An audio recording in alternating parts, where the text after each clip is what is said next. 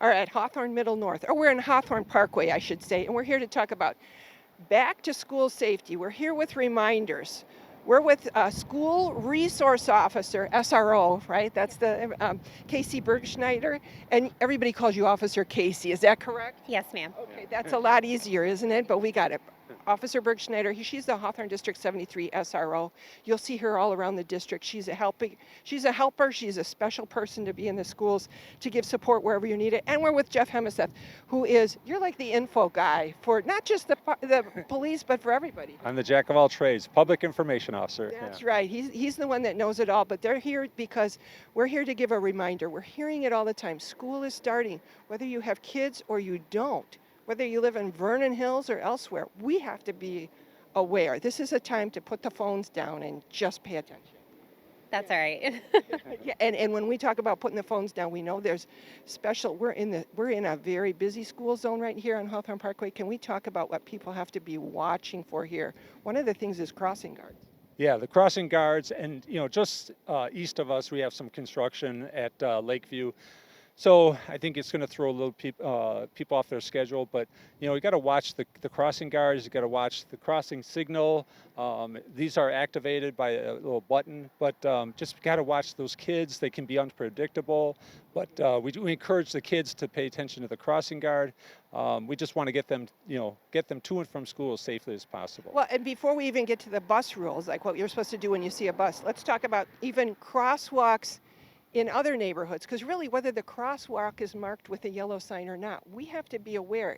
The pedestrian going through there, we have to be watching at all times, in all neighborhoods, in all communities. Yeah, whether they're a bicyclist, a jogger, kids, adults, watch out for those pedestrians. Like I said, they could be unpredictable. They could think there's no traffic there and go to cross the street. So just keep your eye on them. Put the phone down, and just watch out where you're going. Let's talk about that phone, because people will say, well, I've got Bluetooth. I can do whatever I want. It's, the Bluetooth is nice, hands-free, but you got to pay attention. There's, problems happen, and, you just, take your attention off the road momentarily. And like I said, kid, a dog, bicyclist could, not see you, and, you have to be prepared for anything. Well, and let's talk about, we just went over the bus rules ourselves. What's the rule when we see the flashing yellow on a bus? When we see those flashing yellow lights, what are people supposed to do? They're supposed to take caution and slow down. When you see yellow, it just means slow down, take caution, be prepared to stop, and notice that that yellow means caution. Something's going to happen. Something's going to happen. When we see the red arm go out, though, what are we supposed to be doing then? If you're behind the bus, it means stop. If you're heading in that direction of travel, it means stop. And if you are on the 4-lane, theoretically 4 lanes coming from the opposite direction, theoretically you can proceed with caution, but caution is the word. Yeah, 4 lanes or more, the lanes going with the bus have to stop. When the red lights come on, the stop arm comes out. But the other lanes going in the opposite direction proceed with caution. Yeah, that's if there's 4 lanes or more. 4 lanes or more, yeah. And when you're over here on Hawthorne Parkway, which is 4 lanes, you still got to be watching, because this is such an anomaly over here, and there's kids all over the place. And you always say, kids, be careful. Everybody's supposed to cross at the crosswalk and watch for everything, but once in a while somebody squirts out between cars. You got to be watching for feet under cars. You just got to be watching for activity at the neighborhood bus stops. That's a wild spot. Yeah, absolutely. Please watch out for our students, children, anybody who's out there, pedestrians. And then also for our students that are returning, please store your electronic devices, and also watch out for those cars.